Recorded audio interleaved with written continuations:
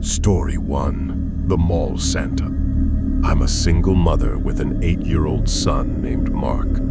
When this happened, Mark was 5 and I was 27. We lived in a house that had been passed down to me from my grandparents. Our home was in a quiet part of town, surrounded by older neighbors. It was Christmas time, and I was out shopping with Mark. We had visited the mall, buying gifts for my family. After finishing up at a few stores, I took Mark to McDonald's for lunch. As we were leaving, we passed by a mall Santa who waved at us and greeted us with the usual festive cheer. He knelt down to Mark's level and asked what he wanted for Christmas. Mark, being a typical 5-year-old, said he wanted a Nintendo Switch, which, coincidentally, was the very gift I had planned to buy him. The Santa laughed and winked at me, telling Mark that if he was good, maybe he'd get it.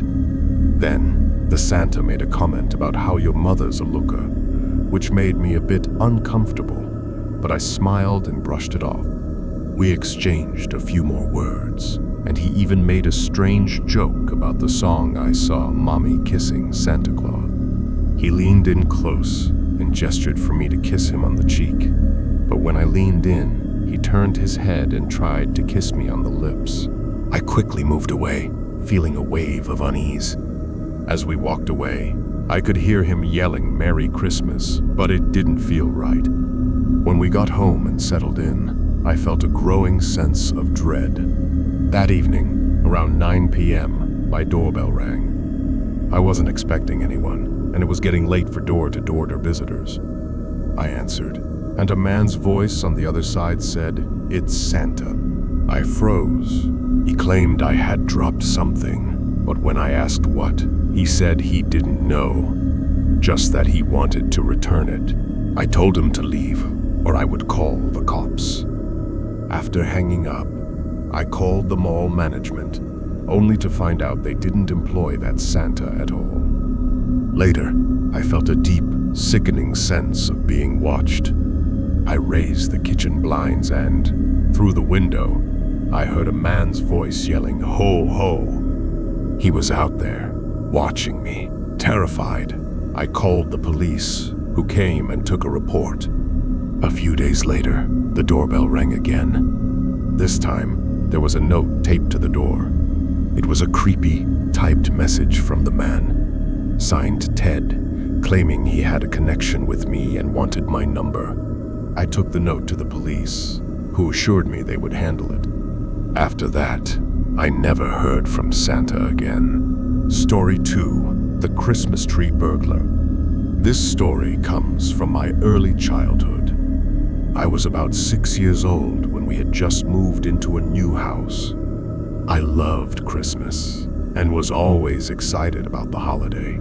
On Christmas Eve, I had trouble sleeping due to the excitement, so I stayed up late playing video games in my room. Around midnight, I decided to sneak to the bathroom. As I walked back to my room, I heard rustling sounds downstairs, near the Christmas tree. My first thought was that it was Santa. I quietly tiptoed down the stairs, and as I peeked around the corner, I saw someone crouching behind the tree, holding a flashlight. The man looked up, saw me, and put a finger to his lips, motioning for me to be quiet. He whispered, "Yes, I'm Santa."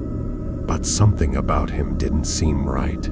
The Santa I knew was never this strange looking. I started screaming for my mom and dad, and the man panicked, grabbing a black bag filled with gifts and running out the front door. My parents came running down the stairs, and they saw the bag of gifts, some of which were our presents, proving someone had tried to steal them. My dad immediately went outside and searched the neighborhood in his slippers, but the thief was already gone. We later learned that the man had broken in through the back door using a crowbar. Turns out, he had been targeting several houses in the area, and our house was just one of his victims. Story 3. The Kidnapped Boy Next Door. This story took place in December 2020. My fiancé and I had recently bought a house in a nice neighborhood.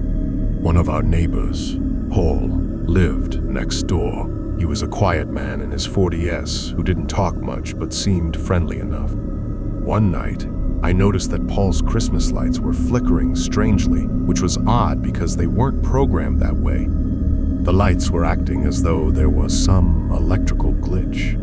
A few days later, I noticed Paul hadn't left his house for several days, which struck me as odd. His lights were still on, but his car hadn't moved. I decided to check on him. When I knocked on his door, he answered, but he looked sick.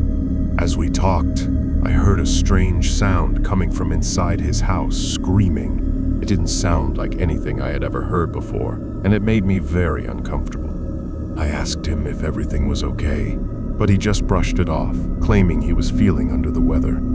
I decided to leave, but something told me that something was off. I told my fiancée what I'd heard, and we both agreed I should call the police. The police arrived and, to our shock, discovered a young boy locked in Paul's basement. The boy had been kidnapped days earlier from a nearby town and had been kept in the basement, unable to escape. The flickering lights were the boy's attempt to signal for help. He had been manipulating the lights from the basement window to attract attention. Paul was arrested, and the boy was safely returned to his family. Paul will never see the light of day again, and the boy can hopefully move on with his life, free from the horrors he experienced.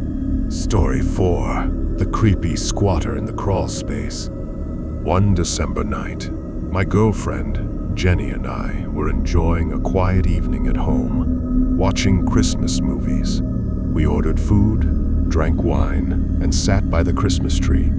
Around 10 p.m., I ran to the liquor store to pick up more wine, and while I was gone, Jenny called me.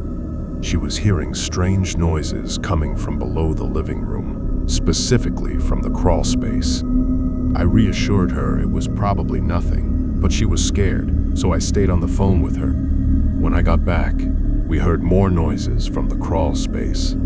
I figured it was probably an animal, but I grabbed a flashlight and went downstairs to check. The smell down there was awful, and I noticed a puddle of urine on the floor, confirming that something had been living there.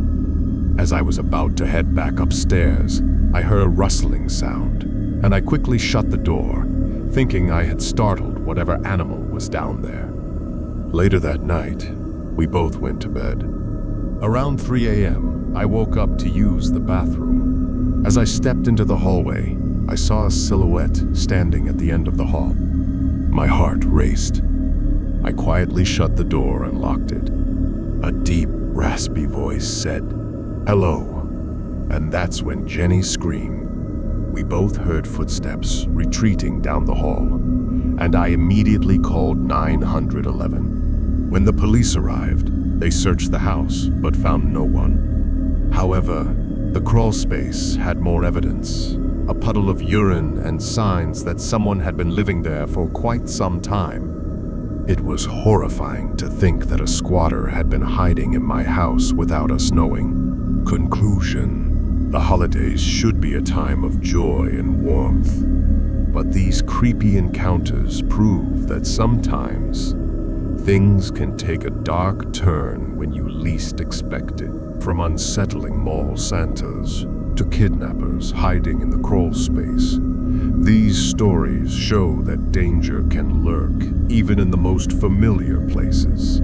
Always trust your instincts, stay aware of your surroundings, and remember to stay safe, especially during the holiday season. Thanks for watching. If you enjoyed these creepy Christmas stories, be sure to like, comment, and subscribe for more.